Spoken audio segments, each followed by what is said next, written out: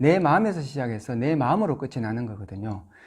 외부에 떠돌고 있는 이런 어떤 군중 소리들은 지나가는 함성에 밖에는 불과하지 않습니다. 그렇지만 내 내면 속에 있는 이런 어떤 욕망의 그런 이 용솟음 치는 이런 어떤 내면에 있는 이런 소리들은 여러분들이 주식 투자를 끝나는 그날까지 영원하게 싸워야 될 이 전쟁터에서의 적장이라는 것을 여러분들이 알고 계셔야 됩니다. 결국은 이 생각의 한계가 바뀌기 위해서는 내 내면에 있는 요동치는 자신의 소리를 들을 수 있는 눈과 귀가 열려야 되고요.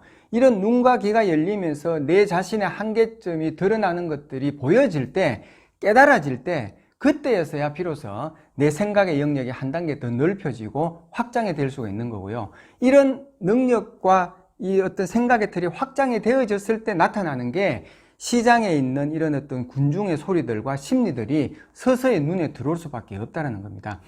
제가 계속 말씀을 드리는 부분이지만 이 주식 투자는 어떤 흘러가는 정보를 하나 캐치를 해가지고 이 정보를 가지고 어떤 재료를 가지고 빨리빨리 손살같이 사고 팔아서 수익을 내는 그런 부분이 아니거든요. 그거는 운이 겹치면서 한두 번 성공은 할 수가 있지만은 결국은 내 자신의 어떤 욕망과 내면을 다스리고 시장의 어떤 외부에 흘러가 있는 이런 심리들을 읽어내면서 여기에서의 어떤 먼저 선점을 잡고 그 사람들의 어떤 심리적인 부분에서 위에 설 수 있는, 우위를 점할 수 있는 이런 어떤 부분들이 결국은 내 자산이 불려가고 성공 투자로 갈 수밖에 없는 그런 길이라는 것을 여러분들이 알고 계셔야 됩니다.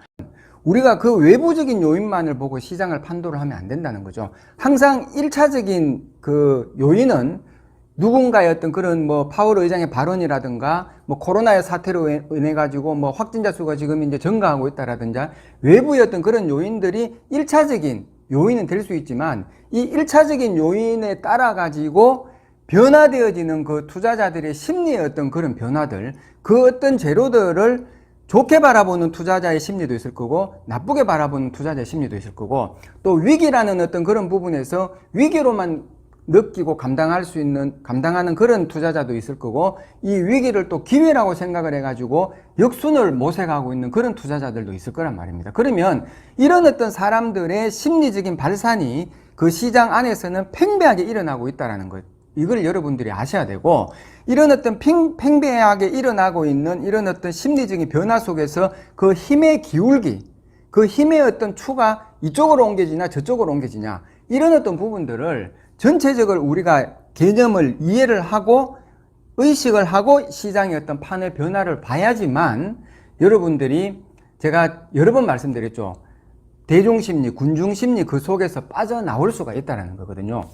결국은 주식 투자는 외부의 어떤 요인, 특히 대중심리와 군중심리 속에 내가 매여 있다면은 여러분들은 절대로 주식시장에서는 돈을 벌 수가 없고요. 성공을 할 수가 없다는 것을 아셔야 됩니다. 주식 투자는 결국에 심리적인 게 되게 중요하거든요. 네. 심리적인 게 어떤 뜻이냐면 네. 투자금의 여유, 네. 시간과의 싸움에서 이기는 투자. 그게 제일 중요한 거예요. 그리고 주식 투자는 전업 투자할 정도로 내가 자신감이 있으면 네. 결국에 시간 싸움이거든요. 네. 그걸 기다리고 있으면 좋은 기회는 항상 오는 거예요. 초보자나 주린이 같은 경우는 이게 좋은 기회인지 저게 좋은 기회인지 모르지만 네. 전업 투자를 하기로 결심을 할 정도면 장이 좋을 때인지 아닐 때인지 구분을 할 줄 알거든요. 근데 거기에서 이기는 거는 이제 네. 여유예요, 여유. 여유. 시간과의 싸움에서 네. 기다리면 올라갈 주식들이 있잖아요. 네. 눈에 띄는 것들. 그렇죠. 그 돈만 여유가 있으면 그런 거 사두면 된단 말이에요. 이 심리를 알아야 투자에 이긴다라는 말이 있잖아요. 아, 그거 아주 그 말이 중요해요. 투자금의 여유와 시간의 여유. 네, 그러니까 투자금의 여유예요. 그러니까 전업 투자자는. 네. 전업 투자하시는 분이 요즘에도 이렇게 보면 제 주변에도 많이 있는데 네. 만나시는 분들마다 공부하시라고. 공부하시고 퇴직한 다음에 하시라고. 전업으로. 그렇게 참 말씀을 드리는데 이제 대부분 분들이 직장 생활 하시면서 네. 공부할 여유가 없죠. 시간적인 없죠. 바쁘고 그러죠. 없죠. 네, 그래서 이제 급할 때 전업 하시는 분들이 많거든요. 네. 그러다 보니까는 경제적인 여유도 별로 없지. 금전적으로. 시간적인 여유도 없고. 그렇죠. 마음이 급하죠. 네. 빨리 돈을 벌어야 되겠다. 그래서 안 돼요. 그래서 안 되는 거예요. 거의 대부분. 그러니까 급한 상태에서 준비 없이 뛰어들다 보니까 네.